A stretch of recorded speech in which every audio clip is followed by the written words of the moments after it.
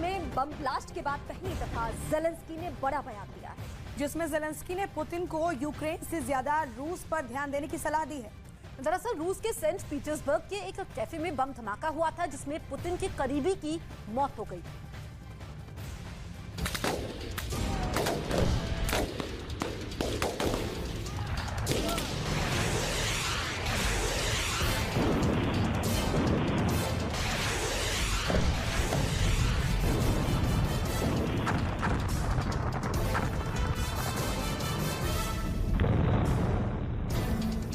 Ukraine की सरजमीं पर लड़ा जा रहा युद्ध अब इतना भीषण हो चुका है कि उसकी धमक अब मॉस्को तक सुनाई दे रही है।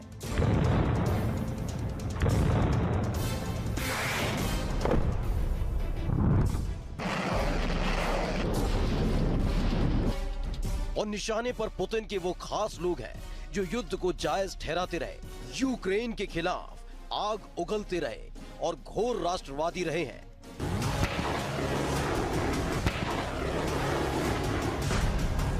रूस में ढेर हुआ पुतिन का करीबी।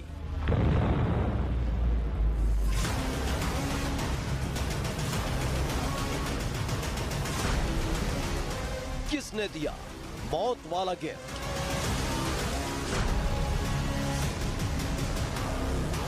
ये वो सवाल है जिसका जवाब रूस की खुफिया एजेंसी ढूंढ रही है, जिसका जवाब पुतिन की पलटन ढूंढ रही है, और खुद पुतिन ये पता लगाने की कोशिश कर रहे हैं कि आखिर उनके सुरक्षा कवच में किसने सेंध लगा दी है, जो एक एक कर रूस में घुसकर उनके करीबियों को ढेर कर रहा है। यूक्रेन की धरती पर रोज धमाके करने वाले पुतिन रूस के सेंट पीटर्सबर्ग में हुए एक बम धमाके से हिल गए हैं, क्योंकि इसमें उनका बेहद करीबी वादलिन तेतास्की ढेर हो गया। सेंट पीटर्सबर्ग के एक कैफे में धमाका हुआ। कैफे में युद्ध से जुड़ी हुई एक सभा चल रही थी। इस सभा में खास तौर पर वादलिन तेतास्की को बुलाया गया था। वादलिन तेतास्की एक मिलिट्री ब्लॉगर थे। कैफे में चल रही सभा में शामिल होने के लिए तेतास्की पहुंचे थे, तभी उन्हें एक मूर्ति गिफ्ट के तौर पर दी गई, जिसमें थोड़ी ही देर बाद ब्लास्ट हो गया और वादलिन तेतास्की की मौत हो गई।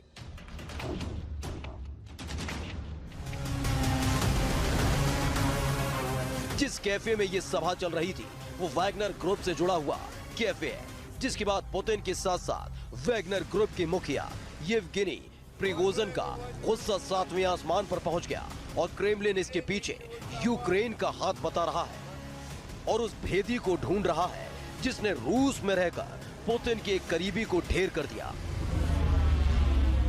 तमाम तरह के आरोपों के बीच अब ज़ेलेंस्की भी सामने आए और रूस को हद में रहने की हिदायत दे दी है। इस बीच ज़ेलेंस्की की एक सलाह ने रूस को अंदर तक हिला कर रख दिया है। I'm not thinking what's going on in St. Petersburg or in Moscow. They have to think, Russia have to think about their cities. I'm thinking about our country and our cities. Zelensky ने जरूर अपने इस बयान के जरिए Saint Petersburg में हुए धमाके से खुद को अलग कर लिया। पुतिन के करीबी तेतास्की की मौत में यूक्रेन की भूमिका को खारिज कर दिया, लेकिन साथ ही ज़ेलेंस्की ने अपने बयान के जरिए रूस को अलर्ट भी कर दिया है।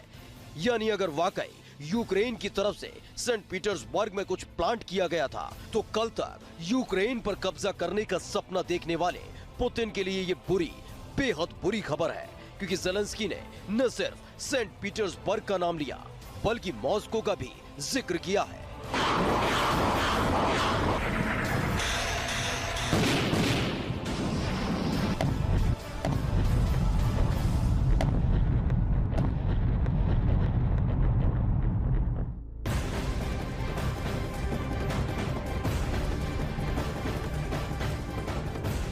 रूस के राष्ट्रपति पुतिन को सबसे बड़ा झटका लगा है और इस बार पुतिन को यूक्रेन ने नहीं बल्कि फिनलैंड ने बड़ा झटका दिया है।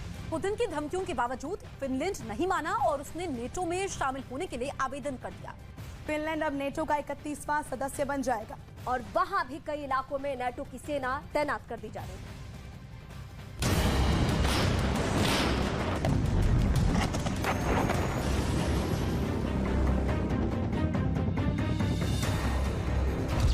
रूस के राष्ट्रपति पुतिन के लिए सबसे बड़ा झटका।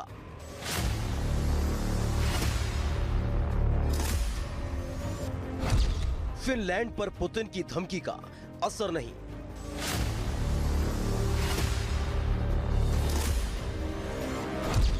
अब रूस के और करीब पहुंचने वाली है नेटो सेना।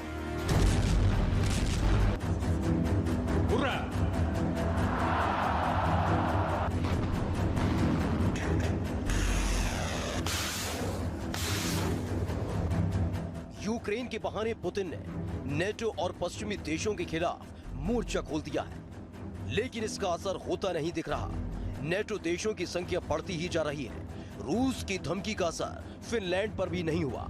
नेटो ने फिनलैंड का आवेदन मंजूर कर लिया है और जल्द ही वहां भी नेटो की सेना पहुंच जाएगी। फिनलैंड के इस कदम को पुतिन के लिए सबसे बड़ा झटका माना जा रहा है।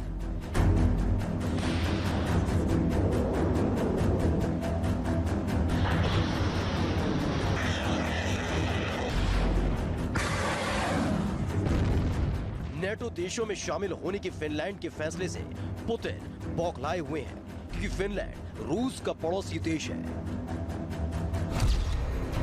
और ये दोनों देश करीब 1300 किलोमीटर की सीमा साझा करते हैं। फिनलैंड पश्चिमी यूरोप में नेटो का सबसे बड़ा ठिकाना बन सकता है। रूस के साथ सीमा साझा करने की वजह से उस पर अगला यूक्रेन बनने की तलवार भी लटक रही है और रूस किसी भी कीमत पर अपनी सीमा के आसपास नेटो सैनिकों की तैनाती नहीं चाहता। यानी साफ है कि रूस का अगला निशाना फिनलैंड भी हो सकता है। लिहाजा रूस की तरफ से फिनलैंड को खुली धमकी भी दी गई। रूस ने फिनलैंड को अंजाम भुगतने तक की धमकी दे डाली। रूस ने कहा कि उसे सैन्य कार्रवाई के लिए मजबूर न किया जाए।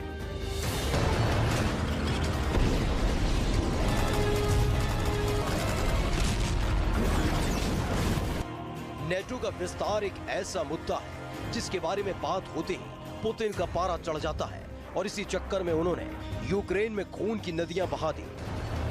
यूक्रेन जंग का हश्र क्या होगा, ये कब तक चलेगा, इसका अंदाजा किसी को नहीं है। शायद पुतिन भी नहीं जानते कि आखिर ये युद्ध अभी और कितना लंबा खिंचेगा।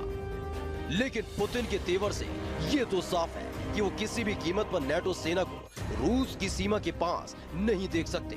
तो दूसरी तरफ रूस की मीडिया में भी फिनलैंड को सबक सिखाने की मांग उठने लगी है। ऐसे में आशंका जताई जा रही है कि आने वाले दिनों में फिनलैंड का हाल भी यूक्रेन जैसा हो सकता है। यानी पुतिन फिनलैंड के खिलाफ भी जंग का ऐलान कर सकते हैं और फिनलैंड के शहरों को भी खंडहर में तब्दील कर सकते हैं। रूसी टैंक, मिसाइल कभी भी फिनलैंड पर बारूद की बौछार कर सकते हैं। यानी रूस की सेना अगले मोर्चे पर जंग लड़ने के लिए तैयार है।